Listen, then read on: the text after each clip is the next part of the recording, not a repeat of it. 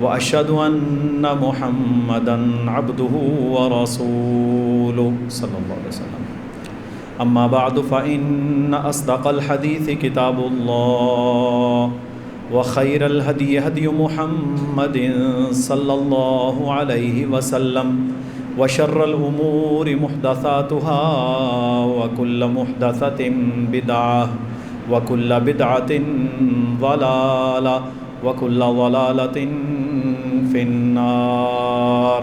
أعوذ بالله السميع العليم من الشيطان الرجيم من همزه ونفخه ونفثه. يا أيها الذين آمنوا اتقوا الله حق تقاته ولا تموتن إلا وأنتم مسلمون. يا أيها الناس اتقوا ربكم الذي خلقكم من نفس واحدة وخلق منها زوجها وبث منهما رجالا كثيرا ونساء واتقوا الله الذي تساءلون به والأرحام إن الله كان عليكم رقيبا. يا أيها الذين آمنوا اتقوا الله وقولوا قولا سديدا يصلح لكم أعمالكم ويغفر لكم ذنوبكم ومن يطع الله ورسوله فقد فاز فوزا عظيما. رب اشرح لي صدري ويسر لي أمري واحلل عقدة من لساني يفقه قولي. اللهم صل على محمد وعلى آل محمد كما صليت على إبراهيم وعلى آل إبراهيم إنك حميد مجيد. اللهم بارك على محمد وعلى آل محمد كما باركت على إبراهيم وعلى آل إبراهيم إنك حميد مجيد. اللہ رب العالمین نے عالم اور جاہل کا فرق قرآن مجید میں اس طرح بیان کیا ہے جس طرح بینائی والا، دیکھنے والا اور اندھے کا فرق ہے. جو بندہ بصارت رکھتا ہے، دیکھتا ہے، اور جو بندہ نابینا ہے اس میں کتنا فرق ہوتا ہے؟ بہت بڑا فرق ہے اس میں. اسی طرح فرمایا جو بندہ پاؤں کے بل سیدھا ہو کے چلتا ہے اور کوئی شخص اگر سر کے بل چلے الٹا تو وہ برابر نہیں ہو سکتے، حالانکہ سر کے بل چلنا ممکن ہی نہیں. اسی طرح رسول اللہ صلی اللہ علیہ وسلم نے فرمایا العلماء ورثۃ الانبیاء، جو علم والے ہیں، علماء ہیں، وہ نبیوں کے وارث ہیں. ہم سب جو ترکہ یا وراثت چھوڑ کے جاتے ہیں تو ہماری اولاد، بیوی بچے، بہن بھائی، ماں باپ، جو وارث ہیں وہ اس کے وارث بنتے ہیں. نبیوں کے بارے میں اللہ تعالیٰ کا نظام الگ ہے. انبیاء کی مالی وراثت تقسیم نہیں ہوتی. جتنے بھی نبی فوت ہوئے ان کا جو مال ہوتا ہے نا، جو بھی وہ دنیا میں اموال چھوڑ کے جائیں، وہ وراثت تقسیم نہیں ہوتی بلکہ وہ صدقہ کر دی جاتی ہے. نبیوں کی اصل وراثت وہ ہے جو وہ علم چھوڑ کر جاتے ہیں. وہ علم جو انبیاء چھوڑ کر گئے، بالخصوص نبی آخر الزمان جناب محمد الرسول اللہ صلی اللہ علیہ وسلم چھوڑ کر گئے، وہ کون سا علم تھا؟ کتاب اللہ کا علم، سنت رسول اللہ کا علم. یہ وہ علم ہے جس کے نبی کے بعد وارث کون ہیں؟ علماء، جو علم والے ہیں. جس کے پاس جتنا دین کا نالج ہوگا وہ اتنا نبی کا وارث ہوگا علیہ الصلاۃ والسلام. رسول اللہ صلی اللہ علیہ وسلم نے فرمایا صحیح بخاری میں، العلماء ورثۃ الانبیاء، علماء انبیاء کے وارث ہیں. نبیوں نے درہم اور دینار کا کسی کو وارث نہیں بنایا، بلکہ علم کا وارث بنایا۔ جس نے علم حاصل کیا اس نے اس وراثت میں سے وافر حصہ حاصل کر لیا۔ آج میرے محترم بھائیوں، بہنوں، نوجوانوں، ساتھیوں، جتنے فتنے آپ کو نظر آ رہے ہیں، آپ ان فتنوں کی گہرائی میں جا کر دیکھیں، سوچیں، پرکھیں تو آپ کو پتہ چلے گا اس کی بیس جہالت ہوگی۔ سب سے بڑا فتنہ دنیا کا شرک کا فتنہ ہے،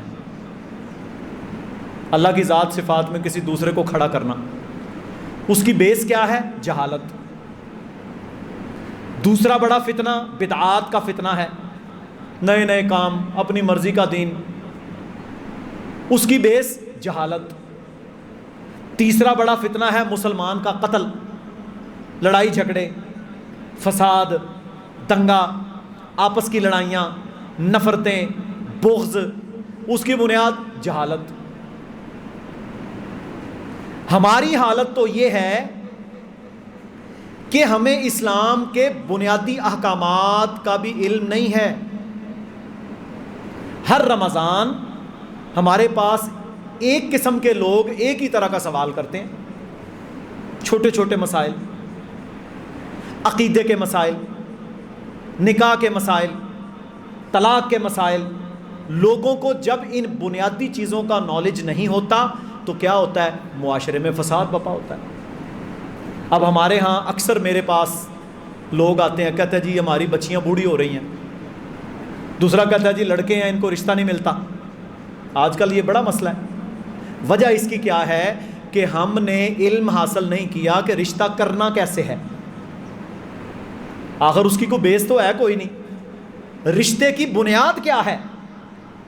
رسول اللہ صلی اللہ علیہ وسلم نے فرمایا، تم جس بچی یا بچے کے دین اور اخلاق، کتنی باتیں؟ دو۔ تم کسی بچی یا بچے کے دین اور اخلاق پر اگر مطمئن ہو اور تم اس کو اپنی بیٹی یا بیٹے کا رشتہ پھر بھی نہیں دیتے، اچھا چیزیں دو، یا دین ہے، اچھے اخلاق والا ہے، تو پھر تم معاشرے میں فتنے کو دعوت دو گے۔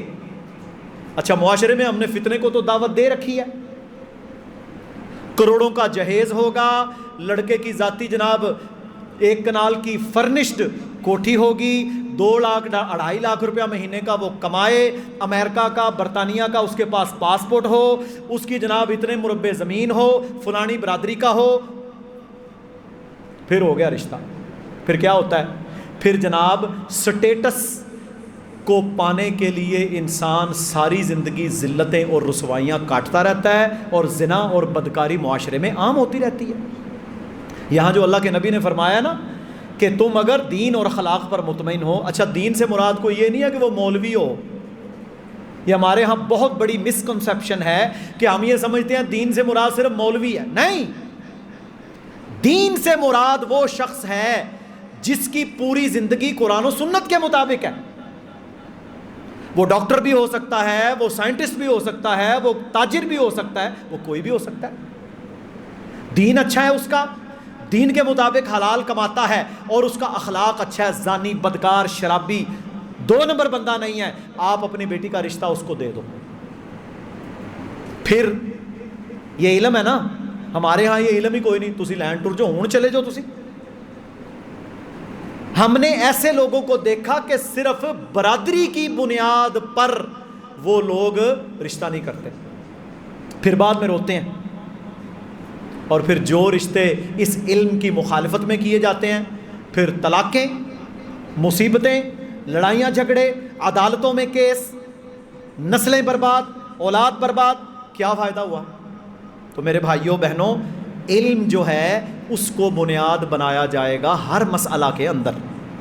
اللہ رب العالمین نے ارشاد فرمایا، یرفع اللہ الذین آمنوا منکم والذین اوتوا العلم درجات۔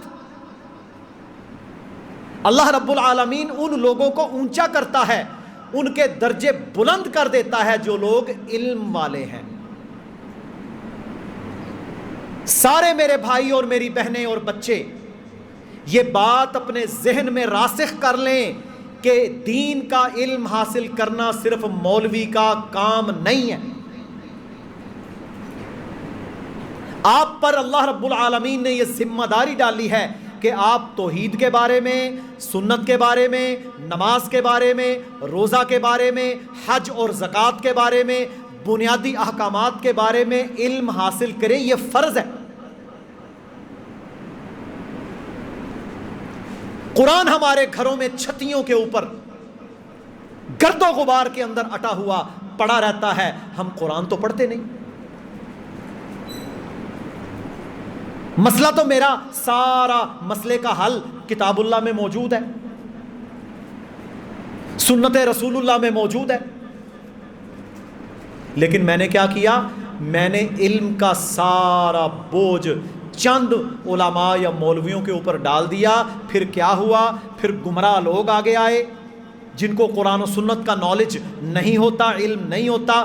وہ خود بھی گمراہ ہوتے ہیں، آپ لوگوں کو بھی گمراہ کرتے ہیں.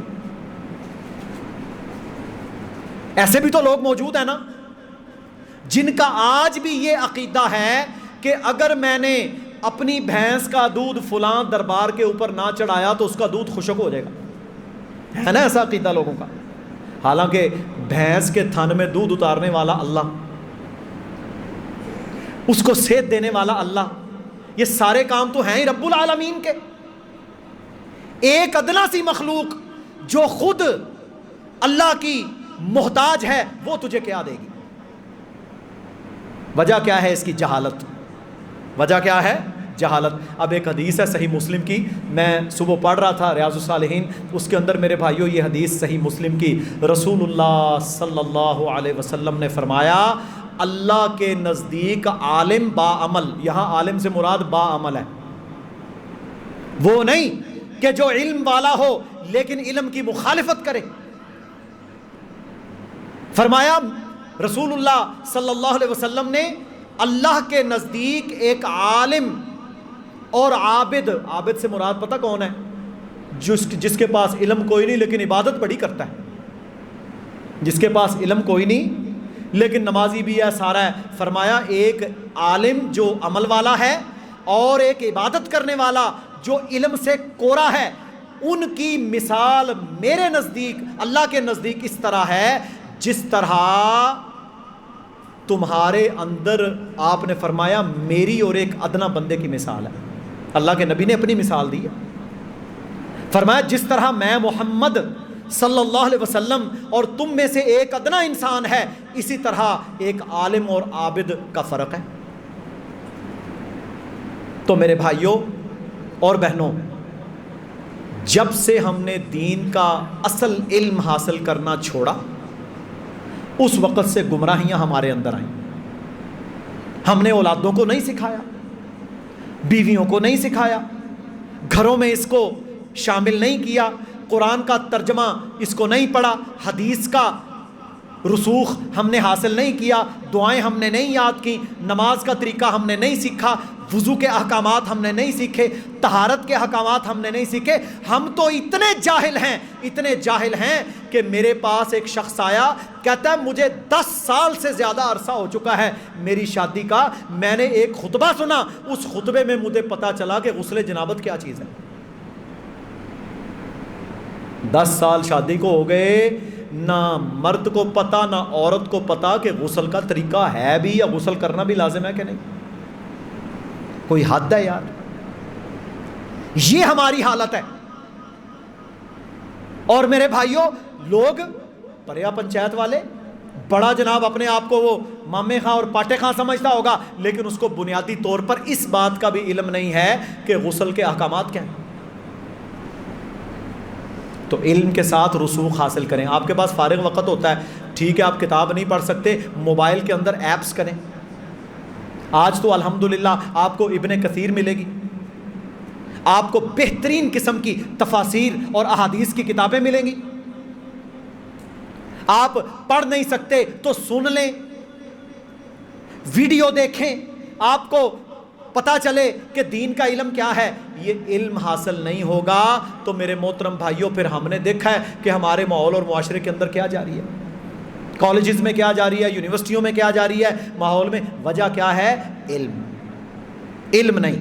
رسول اللہ صلی اللہ علیہ وسلم نے فرمایا تم میں سب سے بہترین بندہ اللہ کے نزدیک کون ہے؟ خیرکم خیرکم, تم میں سب سے بہترین بندہ اللہ کے نزدیک وہ ہے من تعلم القرآن, جو دین اور قرآن کا علم سکھاتا ہے. وَعَلَّمَهُ, سیکھتا اور سکھاتا ہے. قرآن کا علم سیکھنا, قرآن سکھانا, اس سے بہتر بندہ اللہ کے نبی نے فرمایا کوئی نہیں ہے. اور ہم نے قرآن کتنا سیکھا؟ 10 سالہ نمازی, 20 سالہ نمازی, آج تک پورا ترجمہ نہیں ہم پڑھ سکے. میرے رب کا پیغام ہمارے نام آیا, ہم نے کتاب اللہ کا پورا ترجمہ نہیں پڑھا. آج آپ کے پاس ترجمہ نہیں موجود. ایک آیت روزانہ پڑھیں, ایک آیت روزانہ پڑھیں, آپ سال میں کتنا قرآن ترجمے سے سمجھ لیں گے. کچھ اللہ کا خوف کرنا چاہیے ہمیں. اسی طرح کہندے نے جی ساڈے تے بڑی بھلائی ہو گئی ہے, بڑیاں رحمتاں نے. اللہ کے نبی صلی اللہ علیہ وسلم نے فرمایا, صحیح بخاری میں حدیث ہے, فرمایا اللہ رب العالمین من یرید اللہ بہ خیرا, اللہ رب العالمین جس بندے کے لیے بھلائی کا ارادہ کرتا ہے. کس چیز کا؟ بھلائی کا ارادہ کرتا ہے. اللہ جس بندے اپنے کے لیے خیر کا, بھلائی کا ارادہ فرما لیتا ہے کہ میں نے اس کے ساتھ خیر کا معاملہ کرنا ہے, میں نے اس کو برکتیں دینی ہیں, میں نے اس کے لیے خیر کے دروازے کھولنے ہیں, فرمایا یفقہہ فی الدین, اللہ تعالیٰ اسے دین کی سمجھ عطا کر دیتا ہے. جس کے لیے بھلائی کا دروازہ کھل گیا, اس کے لیے کیا ہوا؟ اس کو دین کی سمجھ آ گئی, انڈرسٹینڈنگ ہو گئی, دین کا پتہ چل گیا. ابھی پچھلے دنوں, یہ 2 ہفتے پہلے, امریکہ کا ایک سنگر, پورے جسم کے اوپر ٹیٹوز بنے ہوئے ہیں, وہ جو گدواتے ہیں نا, رنگ بھرواتے ہیں, پورے جسم پر ٹیٹوز بنے ہوئے ہیں, ساری زندگی گانے گاتا رہا. میرے رب نے اس کے لیے خیر کا دروازہ کھولا, اللہ نے اس کو اسلام کی نعمت سے سرفراز کیا. میرے بھائیوں, وہ بیت اللہ کے اندر طواف کر رہا تھا. اب ظاہر ہے وہ ختم کروانے کو سوکھا کام نہیں ہے, وہ ختم نہیں ہوتے, پورے جسم پہ بنے ہوئے, احرام باندھا ہوا. زمانہ جاہلیت کا وہ گند نظر آ رہا ہے, داڑھی اس نے بڑھائی ہوئی. میرے بھائیوں, بال سنت کے مطابق وہ عمرہ کر رہا ہے. اللہ نے اس کے لیے خیر کا دروازہ کھول دیا, اللہ نے اس کے لیے خیر کا دروازہ کھول دیا. اور ہم وہ ہیں جو کلمہ پڑھنے والی ماں اور کلمہ پڑھنے والے باپ کے گھر میں پیدا ہوئے. ہمیں اسلام اپنے گھر کے اندر ملا, لیکن ہماری حالتیں یہ ہیں کہ ہم آج تک اللہ کی کتاب کا ترجمہ نہیں پڑھ سکے. کتنا بڑا المیہ ہے. اور پھر مصیبتیں تو آئیں گی, مسائل تو بنیں گے. آپ کی بیوی کو ترجمہ آتا ہو نا, اللہ کی قسم منبر رسول سے بتا رہا ہوں, اس کو اگر قرآن کا ترجمہ آتا ہو, اسے پتا ہوگا میرے خامد کے حقوق کیا ہیں. آپ نے اگر ترجمہ پڑھا ہو, آپ کو پتا ہوگا میری بیوی کے اور بچوں کے اور دیگر لوگوں کے رائٹس کیا. لڑائی جھگڑے فتنوں کی جڑ جہالت, قرآن سے دوری ہے. تو کیا فرمایا؟ اللہ رب العالمین جس کے لیے خیر اور بھلائی کا ارادہ کرتا ہے, یفقہہ فی الدین, اللہ تعالیٰ اسے دین کی سمجھ اور خیر عطا فرما دیتا ہے, دین کی سمجھ عطا فرما دیتا ہے. اللہ اکبر کبیرہ. اور میرے بھائیوں, رسول اللہ صلی اللہ علیہ وسلم نے فرمایا کہ دین کا علم حاصل کرو, دین کا علم حاصل کرو. اچھا, علم اور سکل, ہنر, اس میں فرق کریں. ہمارے ہاں کیا کہا جاتا ہے؟ طلب العلم فریضۃ علی کل مسلم, علم کا حاصل کرنا ہر مسلمان مرد و عورت پہ فرض ہے. ٹھیک ہے, کون سا علم؟ علم میرے بھائیوں بہنوں بنیادی طور پر وحی الہی کا نام ہے. جو علم ہے نا, علم وہ صرف وحی کا نام ہے اور اللہ کے نبی کی سنت کا نام ہے. باقی ڈاکٹر, سائنسدان, انجینئر, فلاں شعبہ, ایسٹرونومی ہے, جیالوجی ہے, جتنے شعبے ہیں وہ کیا ہے؟ وہ ہنر ہیں, ہنر, سکلز. وہ سارے اس وحی والے علم اور حدیث اور دین کے علم کے نیچے ہیں. بات سمجھ آ گئی ہے؟ وہ ہنر ہے، ہنر، وہ آپ کی زندگی کو گزارنے کے لیے وہ ہنر اللہ نے عطا کیے، لیکن وہ علم نہیں ہے. علم اصل وہ ہے جو اللہ نے وحی نازل کی. اب دیکھ لیں دنیا میں کتنے بڑے بڑے پروفیسر اور سائنسدان ہیں، ان کو اصل علم کا نہیں پتہ چلا، کفر اور شرک پر مر گئے. میرے بھائیو کیا فائدہ ان کے علم کا؟ کیا فائدہ ان کے علم کا؟ ان کو یہ نہیں پتا استنجا کیسے کرنا ہے، واش روم میں کیسے جانا ہے. ڈگری اس کے پاس پی ایچ ڈی کی ہے، لیکن اسے یہ نہیں پتا کہ میں نے بیٹھ کے پیشاب کرنا ہے یا کھڑے ہو کے پیشاب کرنا ہے. علم تو کوئی نہ ہوا. پھر اسے یہ نہیں پتا کہ ماں بہن اور بیٹی میں فرق کیا ہے. اسے یہ نہیں پتا کہ حلال اور حرام کیا ہے. اللہ اکبر. تو کیا ہے؟ فرمایا علم سے یہ ساری چیزیں آپ کو پتہ چلیں گی. اسی طرح رسول اللہ صلی اللہ علیہ وسلم نے فرمایا جو شخص علم کے راستے پر نکلتا ہے. علم کا راستہ کون سا ہوتا ہے؟ قرآن پڑھنے کے لیے، حدیث پڑھنے کے لیے، دین سیکھ رہا ہے، گھر میں بیٹھ کر، دفتر میں بیٹھ کر، رات کو دن کو سن رہا ہے، سیکھ رہا ہے.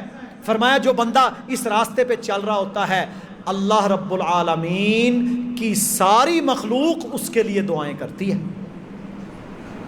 اللہ کی ساری مخلوق اس بندے کے لیے دعائیں کرتی ہے. ہمارے ہاں پتہ ہے بندوں کو دعا کرے جی ساڑھے واسطے ہیں.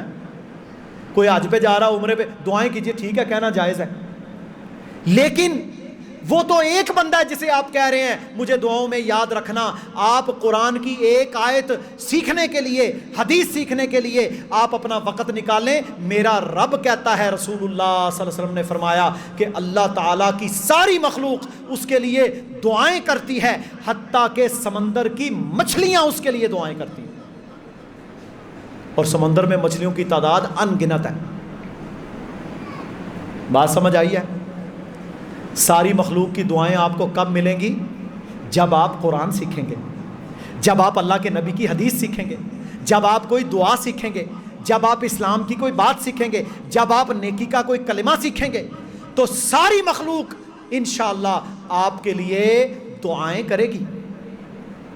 اور پھر ساتھ پتہ کیا فرمایا صحیح مسلم میں؟ فرمایا جو بندہ علم کے راستے پر چلتا ہے، اللہ اس کے لیے جنت کا راستہ آسان کر دیتا ہے. اللہ اس کے لیے جنت کا راستہ آسان کر دیتا ہے جو علم کے راستے پر چلتا ہے. تو میرے محترم بھائیوں، عالم، علم والا، ان کے بارے میں اللہ تعالیٰ نے واضح طور پر یہ فرق بیان کر دیا ہے. فرمایا کہ انما یخشی اللہ من عبادہ العلماء. سب سے زیادہ اللہ سے ڈرنے والے کون لوگ ہیں؟ جن کے پاس علم زیادہ ہے. آپ کو اور ہمیں چاہیے کہ ہم کتاب اللہ کا، سنت رسول اللہ کا، شریعت کا جتنا نالج حاصل کر سکتے ہیں وہ کریں. اور میرے بھائیوں، اس سے آپ فتنوں سے بچیں گے، گمراہیوں سے بچیں گے، غلط باتوں سے بچیں گے، آپس کی لڑائیوں سے بچیں گے، منکرین حدیث کے فتنے سے بچیں گے، الہاد دہریت سے بچیں گے، شیطنت سے بچیں گے. یہ سارے فتنے آج معاشرے کے اندر چھائے ہوئے ہیں اور لوگ ان کو پھیلا رہے ہیں انسانوں کو گمراہ کرنے کے لیے. ملحدین، اللہ کا منکر، رسول اللہ کا منکر، کتابوں کا منکر، فرشتوں کا منکر، لا دین بدبخت، پڑھتا کلمہ ہو اور کہے میں رسول اللہ کی حدیث کو نہیں مانتا. جس نبی پر قرآن نازل ہوا، اگر تو اس نبی کی بات نہیں مانتا، تیرے سے بڑا بدبخت کون ہے؟ حدیث کا انکار کر دے گا. ایسا ایسا فتنہ. اور یہ فتنے ختم کرنے ہیں تو طریقہ کیا ہے؟ آپ کو قرآن کا نالج ہونا چاہیے، آپ کو اللہ کے نبی کی حدیث کا معاملہ پتہ ہونا چاہیے کہ اس کی وقت اور مقام کتنا بڑا ہے. یہ تو وہ چیز ہے کہ قرآن کی تشریح اگر کسی نے دیکھنی ہے عملی، تو وہ اللہ کے نبی کی حدیث ہے. تو ان فتنوں سے بچنا ہے تو آپ کو علم حاصل کرنا پڑے گا۔ اللہ رب العالمین ہم سب کو سمجھنے کی اور عمل کرنے کی توفیق عطا فرمائے، اور اللہ تعالی ہمیں قرآن اور اللہ کے نبی صلی اللہ علیہ وسلم کی حدیث اور دین کا علم حاصل کرنے کی توفیق دے۔ وآخر دعوانا ان الحمد للہ رب العالمین۔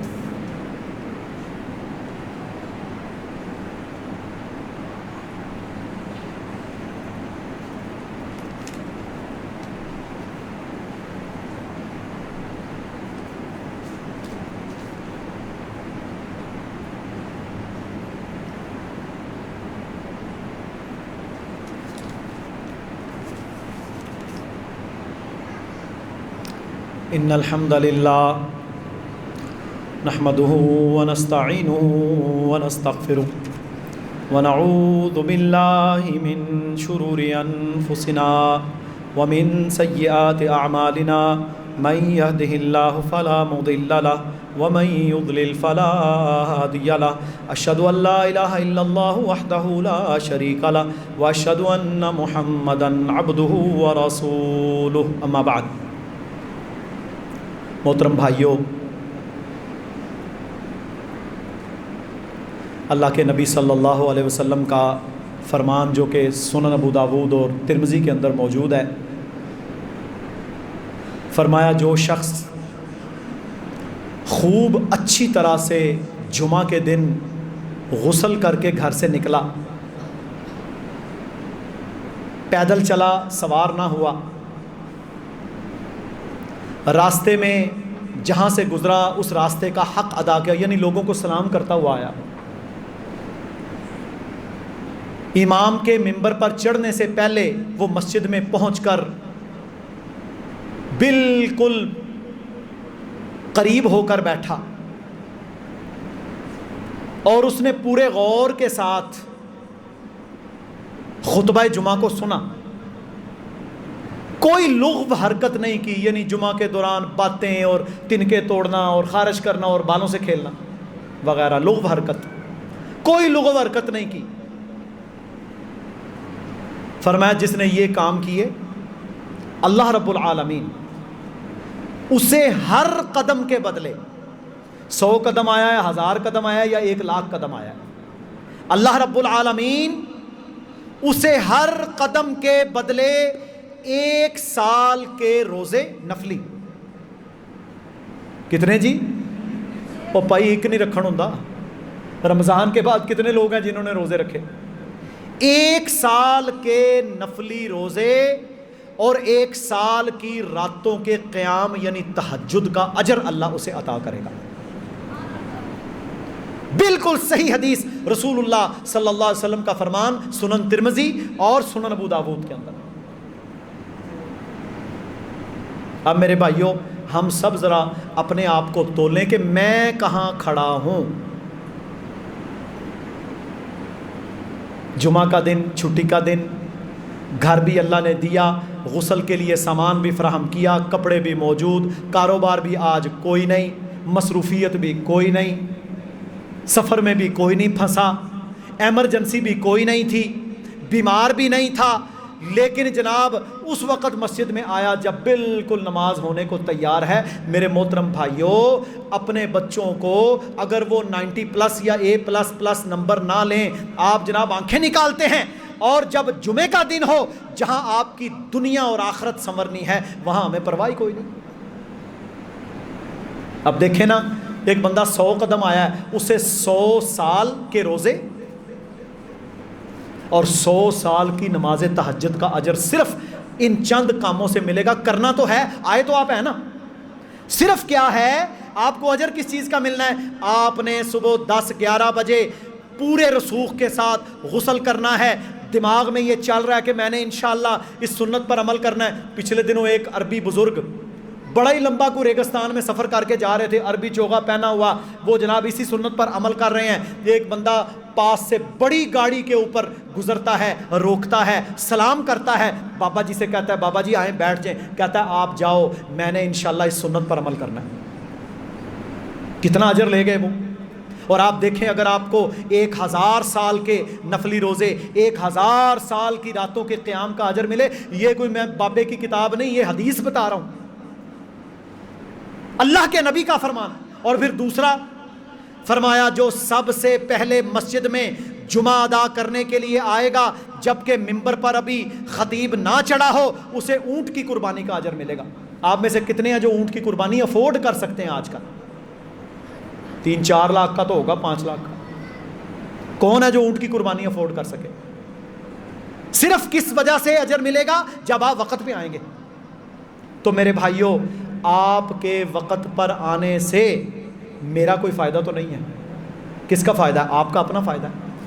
تو انشاءاللہ کوشش کریں ان 2 حدیثوں پر عمل کریں، اور یہ ذہن رکھ لیں جمعرات کو شام کو آپ کا یہ ارادہ ہونا چاہیے کہ میں نے کل انشاءاللہ اونٹ کی قربانی کا ثواب لینا، میں نے کل انشاءاللہ ہر قدم کے بدلے 1 سال کے روزے اور اس کی راتوں کے قیام کا اجر لینا ہے، انشاءاللہ میرا اللہ آپ کا اجر ضائع نہیں کرے گا۔ دوسری بات میرے بھائیوں بہنوں، جیسا کہ آپ جانتے ہیں کہ 2-3 دن پہلے پاکستان کے بہت بڑے عالم دین الشیخ حافظ عبدالسلام بن محمد بھٹوی رحمہ اللہ، جن کی بہت ساری کتابیں یہاں ترجمہ قرآن بھی پڑھا ہے، تفسیر القرآن بھی پڑھی ہے، اور یہ وہ شخصیت ہیں جس وجہ سے میں نے ان کو جانا تھا۔ میں اس وقت برطانیہ میں تھا، یہ غالباً 98-99 کی بات ہے۔ سب سے پہلی بار انہوں نے اردو زبان کے اندر حسن المسلم جو دعاؤں کی کتاب ہے نا، اس کا ترجمہ کیا تھا، سب سے پہلا ترجمہ، اور یہ بہت پرانا تھا، 1980-85 کے اندر یہ ترجمہ ہوا۔ اور سب سے پہلے کنگ فہد پرنٹنگ پریس جو کہ مدینہ کے اندر ہے، الریاض کے اندر ہے، انہوں نے اس کو چھاپا تھا سعودی حکومت نے، اور اس وقت مرکز الدعوہ والارشاد کے نام سے میرے بھائیوں یہ پہلی دفعہ ہم نے دیکھا حافظ عبدالسلام بن محمد رحمہ اللہ۔ پھر اس کے بعد میرے بھائیوں یہ وہ شخصیت تھی جن کو حدیث پڑھاتے ہوئے تقریباً 55 سال ہو چکے تھے۔ 55 سال سے کیا کر رہے تھے؟ صحیح بخاری، قرآن اور حدیث پڑھا رہے تھے۔ یہ وہ شخصیت ہیں کہ جنہوں نے ایسی تفسیر لکھی، آج کے دور میں اب تفسیر القرآن الکریم، جس کے مقدمے میں انہوں نے لکھا کہ اس تفسیر میں کوئی ایک حدیث بھی میں نے ایسی نقل نہیں کی جو ضعیف ہو۔ پتہ ہے تفسیروں کے اندر بہت سارا اسرائیلی روایات اور کمزور روایات لوگ اپنا موقف بیان کرنے کے لیے اور اس کو ثابت کرنے کے لیے بیان کرتے ہیں، نہیں، فرمایا اس پوری کتاب کے اندر کوئی ایک روایت بھی ایسی نہیں ہے جس روایت کے اندر ضعف ہو، کمزور ہو۔ فتح السلام کے نام سے صحیح البخاری کی شرح لکھی، جس کی تقریباً 600 کے قریب حدیثیں باقی رہ گئی، ساری مکمل ہو گئی۔ اور میرے بھائیوں میں نے فتح الباری بھی پڑھی ہے، حافظ ابن حجر رحمہ اللہ کی، عربی زبان کے اندر صحیح بخاری کی شرح فتح الباری سے بہتر آج تک نہیں لکھی گئی، اور اردو زبان میں جتنی سہل، جتنی مستند، جتنی ٹو دی پوائنٹ شرح میرے بھائیوں یہ فتح السلام ہے، میں نے نہیں دیکھی۔ 55 سال کا تجربہ، اور میرے بھائیوں پھر صرف مولوی نہیں تھے، ایک تو ہوتا ہے نا صرف مولوی نہیں تھے، باعمل مجاہد اور غازی بھی تھے، باعمل مجاہد اور غازی بھی تھے۔ روس کے خلاف افغانستان میں مجاہدین کے اول دستوں کے اندر 1985-86 کے اندر حافظ عبدالسلام بھٹوی رحمہ اللہ، حافظ عبد المنان نور پوری رحمہ اللہ، شیخ عبد الرحمن کیلانی رحمہ اللہ، یہ میرے بھائیوں زخم کھا کے آئے تھے۔ یوں تو لفظوں میں ہے تفاوت، لیکن ملا کی اذاں اور مجاہد کی اذاں اور۔ تو میرے بھائیوں اتنی بڑی شخصیت، اور میرے بھائیوں پچھلے دنوں علامہ ابتسام علیہ ظہیر حافظہ اللہ انہوں نے ایک کالم لکھا دنیا نیوز کے اندر، اس میں انہوں نے لکھا کہ میرے والد محترم یعنی علامہ احسان الہی ظہیر رحمہ اللہ ان کے کلاس میں یہ سینئر تھے، یعنی اس لیول کی شخصیت۔ اور حافظ محمد گوندلوی رحمہ اللہ جن کا نام سعودیہ کی یونیورسٹیوں میں میرے بھائیوں آج بھی لیا جاتا ہے، محدث تھے حافظ محمد رحمہ اللہ، جو کہ 1960-62 کے اندر فوت ہوئے۔ انہوں نے جامعہ محمدیہ کے اندر حافظ عبدالسلام صاحب کو اپنی مسند پر بٹھایا۔ یہ چھوٹا کام نہیں ہے، لاکھوں کی تعداد میں ان کے شاگرد، اتنا بڑا صدقہ جاریہ، لاکھوں کی تعداد میں ان کے شاگرد جو دنیا کے اندر آج بھی موجود ہیں، اور میرے بھائیوں وہ قرآن و سنت کا پھریرا لہرا رہے ہیں۔ وہ فوت ہوئے اور ان کی نماز جنازہ میرے بھائیوں شاید ہی جتنا اجتماع ہوتا تھا نا جماعت کا، اتنا بڑا اجتماع تھا اس دن شیخ حافظ عبدالسلام رحمہ اللہ کی نماز جنازہ کا۔ 2009 کے اندر مجھے ان کے گھر میں جانے کا موقع ملا۔ شیخ احسان الحق شہباز صاحب اور حافظ عبدالسمیع عاصم حافظہم اللہ، میں ان کے ساتھ تھا۔ حافظ صاحب کا آج بھی وہی گھر تھا جو اس وقت تھا، ایک کمرہ اندر اور ایک بیٹھک، چھوٹا سا کوارٹر۔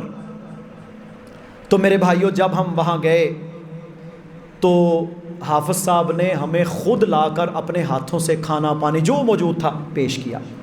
تو وہ لڑکے بھی موجود ہیں، شاگرد بھی موجود ہیں، سب لوگوں نے کہا جی آپ بیٹھیں شیخ صاحب ہم کرتے ہیں۔ انہوں نے کہا یار یہ سنت ہے اللہ کے نبی صلی اللہ علیہ وسلم کی، مجھے خود کر لینے دو۔ باعمل شخصیت اور میرے محترم بھائیوں سادہ، اور آپ ان کی صرف کتابیں تفسیر پڑھیں، ان کی کتاب الجامع پڑھیں، جو انہوں نے شرح لکھی ہے فتح السلام پڑھیں، آپ کو پتہ چلے گا کہ نالج کتنا زیادہ ہے۔ آج کے دور میں بڑے بڑے شیوخ الحدیث جو کہ حدیث کے استاد ہیں، وہ کہتے ہیں ہم سب سے زیادہ استفادہ حافظ عبدالسلام رحمہ اللہ کی کتابوں سے کرتے ہیں۔ تو میرے بھائیوں یہ ان کی چند باتیں ہیں جو ہم نے اس لیے آپ کے سامنے کی تاکہ اللہ رب العالمین ان کی حسنات قبول فرمائے، ان کی لرزشیں اللہ معاف فرما دے، ان کے لیے خیر اور آسانی کا رستہ فرما دے۔ اور میرے محترم بھائیوں حدیث ہے، اللہ کے نبی صلی اللہ علیہ وسلم نے فرمایا قیامت کے قریب علم اٹھ جائے گا، قیامت کے قریب علم اٹھ جائے گا۔ فرمایا اس سے مراد یہ نہیں ہے کہ کتابیں خالی ہو جائیں گی۔ یہ آج کل نا سوشل میڈیا کے اوپر بھی چلا وہ جی قیامت کے قریب قرآن کے صفحے سفید ہو جائیں گے، یہ جھوٹ ہے سارا۔ قیامت کے قریب علم اٹھ جائے گا سے مراد ہے کہ علم والے صحیح علماء دنیا سے فوت ہوتے جائیں گے۔ فرمایا پھر ایسے لوگ رہ جائیں گے جو جاہل ہوں گے، جو تمہیں ایسی باتیں بیان کریں گے جو تمہارے آباء و اجداد یعنی سلف نے نہیں سنی ہوں گی، جو خود بھی گمراہ ہوں گے تمہیں بھی گمراہ کریں گے، جو خود بھی گمراہ ہوں گے تمہیں بھی گمراہ کریں گے۔ تو علم کا اٹھنا یہ ہے۔ آج آپ دیکھ لیں میڈیا کے اوپر، غامدی کو دیکھیں، مرزا جیلمی کو دیکھیں، اور میرے بھائیوں اس طرح کے لوگ جو بنے پھرتے ہیں۔ اب دیکھیں حدیث کا انکار ہو رہا ہے۔ اوے ظالم، جس نبی پر پہلی وحی غار حرا کے اندر نازل ہوئی، اگر تو اس نبی کی زبان پر اعتماد نہیں کرتا تو قرآن پر بھی اعتماد نہیں کرتا، جو حدیث کا منکر ہے، کیونکہ اسی زبان نے حدیث بیان کی، اسی زبان نے قرآن بیان کیا۔ پھر ایک بندہ بیٹھ کر رسول اللہ صلی اللہ علیہ وسلم کے خلفاء، صحابہ، ازواج مطہرات کے بارے میں اگر بکواس کرتا ہے تو میرے محترم بھائیوں وہ آسمان کی طرف تھوکتا ہے، ظالم، اس کا تھوک تو اس کے منہ پر گرے گا۔ یہ ہے جہالت کے فتنے جو آج کے دور میں عام ہیں، اور ہماری نوجوان نسل قرآن پڑھنا نہیں، ترجمہ پڑھنا نہیں، حدیث پڑھنی نہیں، علم حاصل کرنا نہیں، علماء کے سامنے زانو تلمذ طے کرنا نہیں، اور جناب 2 کیسٹیں سن لیں اور 4 کلپ سن لیے اور 4-5 چیزیں سن لیں اور جناب وہ کہتے ہیں میں سب سے بڑا۔ حدیث اور قرآن کے علوم کو سمجھنے کے لیے وقت لگانا پڑتا ہے، سمجھنا پڑتا ہے۔ سلف نے ہر چیز لکھ چھوڑی ہے، بیان کر دی ہے، بیان کر دیا۔ میرے بھائیوں، ایک دفعہ نا ایک شخص نے حضرت عمر بن عبد العزیز رحمہ اللہ کے دور میں سیدنا معاویہ بن ابو سفیان رضی اللہ تعالی عنہ کو کے بارے میں بد کلامی کی۔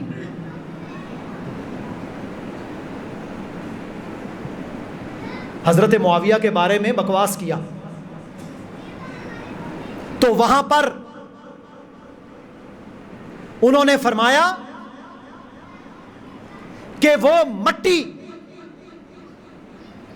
جو حضرت معاویہ کے گھوڑوں کے ٹاپوں کے اوپر پڑی تھی جب آپ اللہ کے نبی کے ساتھ مل کر جہاد کر رہے تھے، ساری دنیا کے جو آج لوگ موجود ہیں وہ اس مٹی سے بھی میرے بھائیوں نیچے ہیں، وہ اس کا بھی مقابلہ نہیں کر سکتے جو اللہ کے نبی کے صحابی کا مقام ہے۔ جہالت کی بنیاد ہے یہ۔ تو میرے بھائیوں، اس لیے قرآن و سنت، صحابہ، تابعین اور محدثین کا منہج، اس کے ساتھ جڑو گے تو بچو گے، ورنہ گمراہیاں تمہیں آن لیں گی، گمراہیاں تمہیں تباہی کے دہانے تک پہنچا دیں گی۔ اللہ رب العالمین ہم سب کو سمجھنے کی اور عمل کی توفیق عطا فرمائے۔ اے پازیٹو بلڈ چاہیے جی کسی مریض کو، کوئی اگر یہ نیکی کرنا چاہے تو بتا دے۔ ممانی فوت ہو گئی عبد الجبار بھائی کی، ان کی غائبانہ نماز جنازہ پڑھنی ہے۔ نعمان کے لیے دعا کرنی، اللہ تعالیٰ اس کے لیے آسانی عطا فرمائے اور اس کو شفائے کاملہ عاجلہ عطا فرمائے۔ آپ کے بھائی کا کیا نام؟ عثمان فوت ہوئے، ان کی غائبانہ نماز جنازہ ادا کرنی ہے، اور بالخصوص آج ہم غائبانہ نماز جنازہ ادا کریں گے الشیخ حافظ عبدالسلام بن محمد بھٹوی رحمہ اللہ کی۔ یہاں سے الحمدللہ ساتھی گئے تھے، ظاہر ہے ہر شخص جا بھی نہیں سکتا، نہ ہی فرض ہے، ٹھیک ہے، تو جو لوگ نہیں جا سکے وہ شیخ کی نماز جنازہ میں ضرور شرکت کریں جو ابھی ہم غائبانہ پڑھیں گے، تاکہ اللہ رب العالمین ان کی مغفرت فرمائے اور اللہ تعالی ہمیں بھی توحید والے، ایمان والے لوگ عطا فرمائے جو کل ہمارے جنازے میں کھڑے ہوں۔ اللہ تعالیٰ کہنے والے اور سننے والوں کو عمل کی توفیق عطا فرمائے۔ وآخر دعوانا ان الحمد للہ رب العالمین۔